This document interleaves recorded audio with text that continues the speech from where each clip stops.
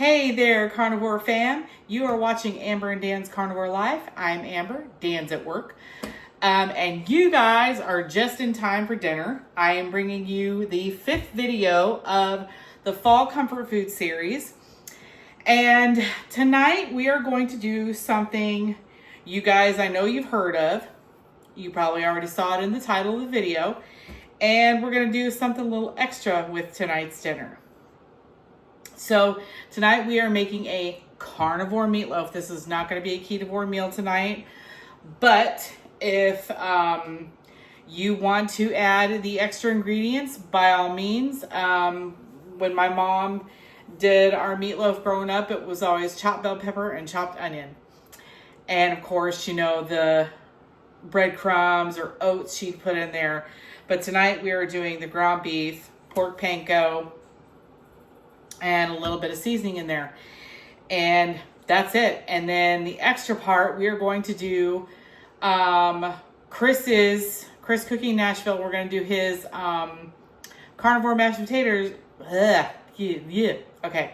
We are going to do Chris's carnivore mashed potatoes, but we are going to put a little twist on those tonight. So you'll see that here in a little bit, but for now, let's get started on our meatloaf and get that in the oven. I've got the oven set to 400 degrees right now, so let's get started.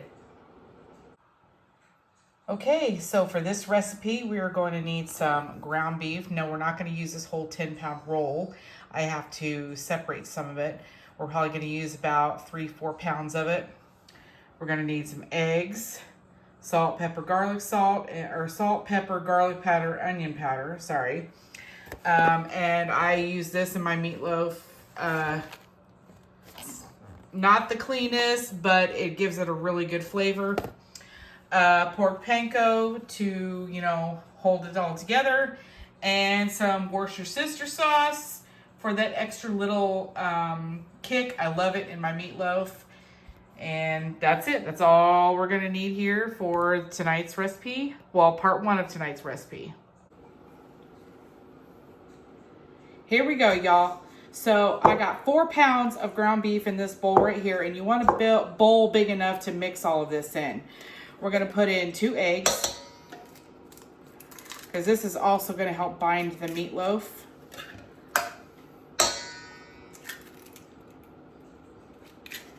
Sometimes I put in 3, just, you know, whatever I feel. We're going to put in 1 packet of the Lipton onion soup mix.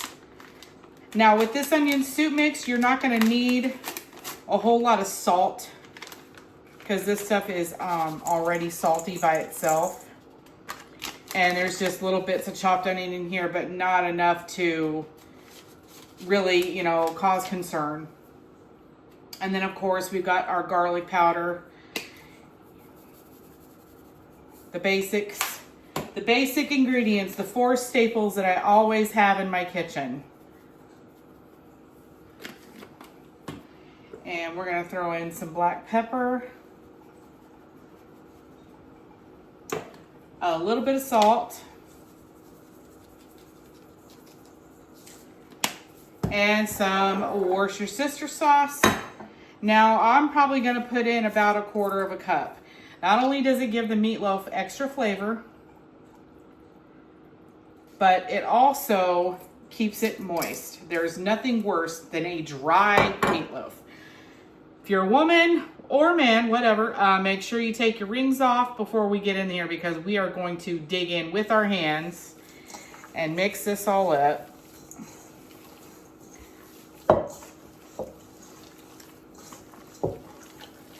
Ha! You know what I just realized? I did not put in the pork panko. I'm going to go ahead and turn the faucet on now to wash my hands when I'm done, because I don't have anybody here to turn it on for me. Okay, so we're just going to sprinkle some in here. This is probably going to be about 1/2 cup. And I don't know if you watched my latest video where I talked about this. I think it's like $5 or $6 for that container, because, you know, I said, oh, okay, I'll just buy pork rinds and then I'll save all the hard ones that I can't bite into and can't chew, and I'll grind those up and make pork panko out of them. Realistically, that never happens. So I end up throwing away those hard pieces because I don't want to kill my blender or my grinder. So we just want to make sure everything's mixed in here, get it well incorporated. Okay, that is ready to go, and we are just going to throw this in a 13 by 9 inch pan. You just want to make sure you have a pan big enough to fit all of this in. And we're just going to smush it down like a big old meat cake in a pan, huh?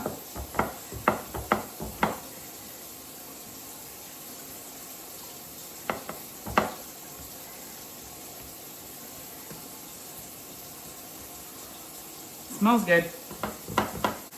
Okay, y'all, we are going to put this in the oven for an hour. And while that is baking in the oven, we're going to go ahead and start on our potatoes. So we will be back when all of this is done. All right, so after 1 hour, the meatloaf is done. We just took it out of the oven. We're gonna let it sit here and rest, and then we're gonna take it out of the pan to get it out of the excess grease, and then we're gonna do part 2 of this recipe. All right, y'all, are we ready for part 2? But before we get to that, real quick, I just wanted to let you guys know I had some news today. I went to my 3-month diabetes follow-up with my doctor today, and my A1C has gone down in spite of everything that has gone on in my life these last couple of months. I've been, trying really hard to stick with the diet, but there was a few days where I just kind of fell off, and but my A1C was 9.4 and it's gone down to 8.6. So I was really worried that it either stayed the same or just like went down to like 9.2 or 9.0. But I was really happy with that. And he was happy with that too. He said, you're in the normal range. He says the maximum, points that A1C goes down is 2. So mine went down almost a whole point, and so I'm really working at it, y'all. But I just wanted to throw that in there that I had my checkup today, and everything is looking good so far. So anyway, so what we're doing next is the potatoes. So we've got our meatloaf resting over here, and I turned the oven down to 350. I have a 9-inch pie plate. You don't have to use a 9-inch pie plate. You can use an 8x8 square dish. I used to have one, but it broke. So this is what I'm using today. So let me turn the camera down and I'm going to show y'all what we're doing.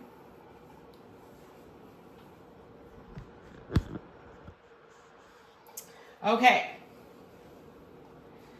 So what we're going to do here is we're going to butter this pie plate.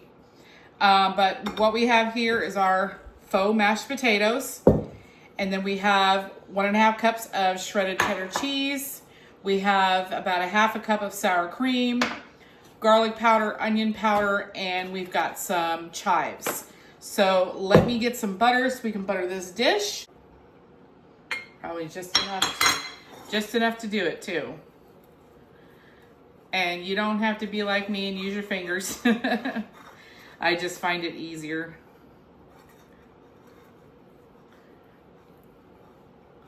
We've got that butter, that is ready to go. So in the meantime, we are gonna go ahead and throw our sour cream. I am crooked.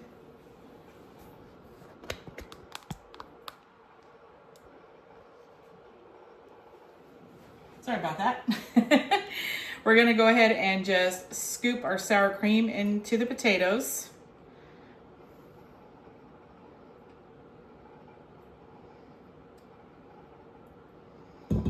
Ugh, I need a smaller spatula. I went spatula shopping today and I couldn't believe what they wanted for stupid spatulas at the store. Okay, so we're just gonna sprinkle in some garlic powder. Some of the onion powder. And we're gonna put in just about a half a cup of cheese, maybe a little bit more. Kind of hold everything together here. And then we're just gonna combine it and fold it in. Just like so. Okay, so we've got everything mixed in here. We're just gonna pour it all into the 9-inch pie plate.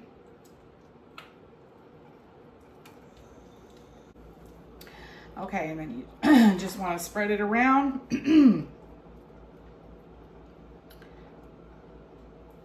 Okay. Tap it a little bit, and then we're just gonna top it with the remaining cheese.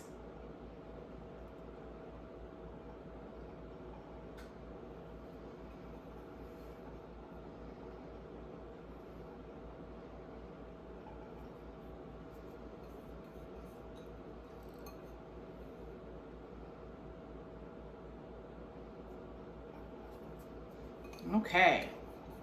And then we're gonna put this in the oven for about 20 minutes. So we'll be right back. Okay, y'all, so we took the meatloaf out of the grease. It's sitting on foil here, and we're getting ready to slice into it. And we've got our potatoes in the oven. And now we're going to make the gravy. So I wanted to show this to y'all. I usually get the Zoop brand beef bone broth. Kettle and Fire at Walmart is still really expensive. For this little size container, it's like $6 something, almost $7, I think. Well, this Better Goods brand that is exclusively at Walmart is like half the price of the Kettle and Fire. And I didn't need that big old jar of beef bone broth, so I figured I would give this a try. So what we're going to do is we're just going to heat this up here on the stove. So here we have our meatloaf just resting. All right, and our pan is heating up. We're going to go ahead and pour this in. It smells good. That scared me. Okay. Now we're just going to get this heated up to almost a boiling. We have it on medium heat, and we'll be back. You know, while we're waiting for our broth to heat up, I'm going to go ahead and read you the ingredients. And this is organic beef bone broth. Thank goodness. It has water, organic grass-fed beef bone broth. Celery, everything's organic, so I'm just going to say, I'm not going to say organic before every word. So, celery, onions, leeks, carrots, garlic, tomato paste, sea salt, apple cider vinegar, black pepper, bay leaves, sea salt, yeast extract. No sugar, no added sugars, no crazy like cornstarch or soy oil or whatever. Nothing crazy in this stuff. So it's pretty legit. And I think it was like $3.97, $3.87, something like that. But it's a lot cheaper than the Kettle and Fire. And if you're only wanting a 16.9 ounce container, not the huge jar of the Zoop bone broth that I usually use, then this is the better buy, if you can get to Walmart. So anyway, but we're going to make a gravy out of it. So let's see what it tastes like. We've got some boiling going on. So now that it's boiling, we're going to start with a half of a teaspoon of xanthan gum. And we're just going to sprinkle it in slowly.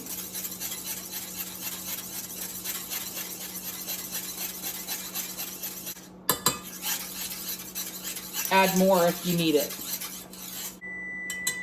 And it looks like our potatoes are done. So we're going to go ahead and turn that off.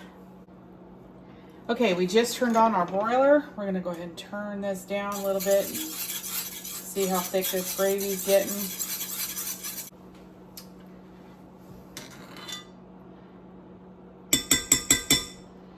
Okay, it is thick, but not thick enough. So we're just gonna add maybe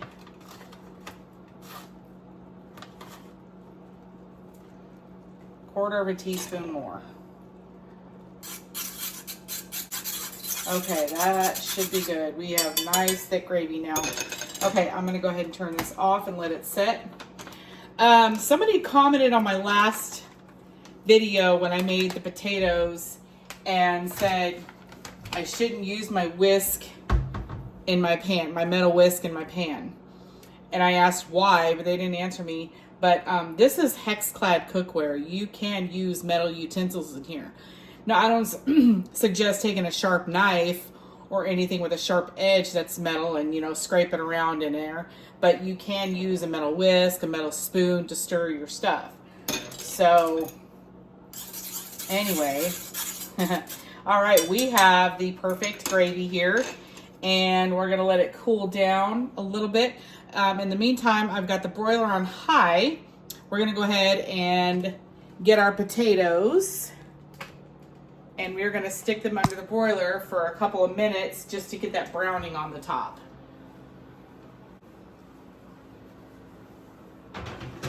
Okay.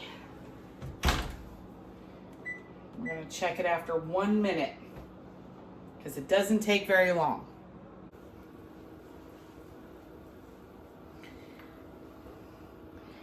Okay guys, here it is. So it took 2 minutes under the broiler. I did an extra minute. So we got this nice brown on top. And now we're just gonna decorate it with some chives. Make it pretty. And we're just gonna let this sit and cool down for a minute. And then we're gonna plate our meal. So we'll be back for the final taste test.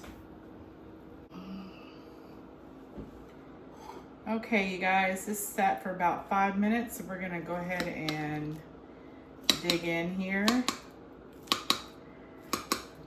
Just take out a little section, I guess. Scrape away from the edges.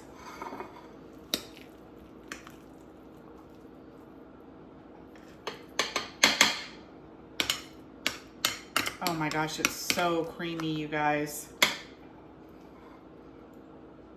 Oh, and it smells good. Okay.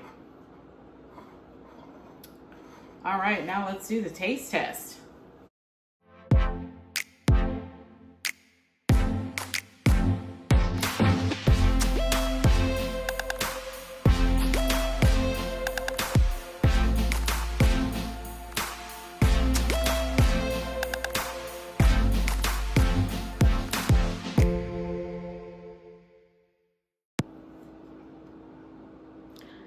All right, y'all, it is dinner time.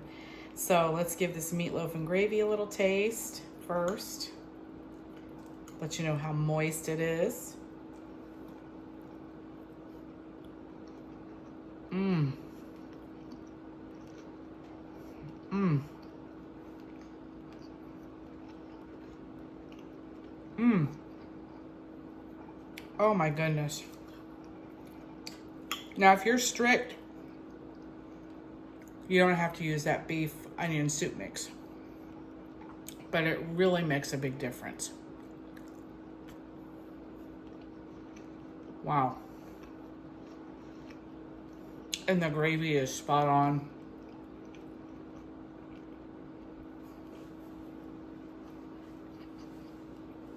All right, now let's try our mashed potatoes.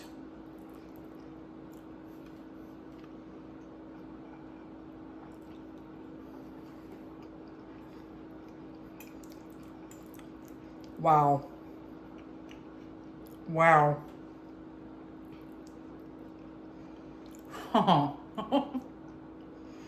Mmm. Yeah. Oh my gosh. Okay. I'm gonna finish this video so I can pick out. 10 out of 10, okay? This was my take on twice baked potatoes, okay? It's amazing. I took Chris Cooking Nashville's carnivore mashed potatoes and put my own little twist on it. It is heavenly, okay? But Turkey Day is just a few days away. And this is one of those meals that you can make and stretch so you don't have a fridge full of leftovers from stuff you cooked throughout the week. You know, you can stretch it out and eat it for dinner for a couple of nights before Thanksgiving. Of course, if you're the one cooking Thanksgiving dinner and you're stuck with all the leftovers at your house. So, this is a great way to just stretch your food dollar, you know, and oh my gosh, this is so good. These freaking potatoes. Wow.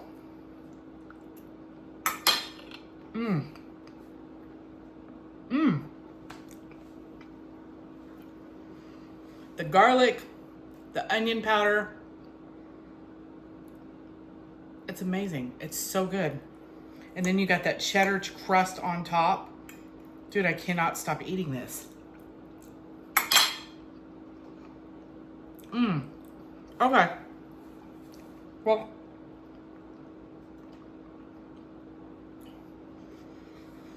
this concludes video 5 of the Fall Comfort Food series.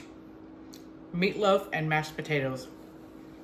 Growing up, it was always meatloaf and baked potatoes. So that's why I decided to try this. And it turned out better than expected. Wow. Okay. That's all I'm going to say is wow. Anyway, you guys, I hope y'all enjoyed this video. If you liked this video, give me a thumbs up. It really helps out the channel. And share this with your friends who are trying to, you know, do a low carb lifestyle. This is super, super easy. Like my last video, if you didn't catch that one, I'll go ahead and throw Chris Cooking Nashville's carnivore mashed potato recipe in the description box below, so you guys can see how he makes it. And you got to try the 2.0 method because he did it before, and then he revamped it and made it even better. So anyway, y'all got to try it. It is delicious. The mashed potatoes by themselves are good. Take some kettle and fire, some salt, some xanthan gum, make yourself some gravy. Boom, you have a carnivore meal, okay? As long as you're not too strict to carnivore with the xanthan gum and the seasonings, whatever. But 10 out of 10 would definitely recommend. This brings back so many memories growing up in my house. And one of the staple foods was meatloaf and baked potatoes. It was one of my favorites growing up. And if you're an A1 person like me, there's an easy way to make it that's sugar-free. And all you do is you take sugar-free ketchup and some Worcestershire sauce, and you stir that in there until it's to the taste that you like. And that's about it. But anyway, that's my little extra for y'all in this video today. But anyway, I love you guys, and I hope everybody has a wonderful and blessed and happy Thanksgiving. Spend that time with family. If you cheat a little bit, nobody's going to hold it against you. Because at the end of the day, family is the only thing that matters. And you tend to learn that, you know, as time goes on and, you know, people start to fade away from you. So I'm going to take this time to enjoy my family. And anyway, I love you guys, and I will see you next week for the new video. So stay tuned, and I love you, and have a good night. Thanks for watching.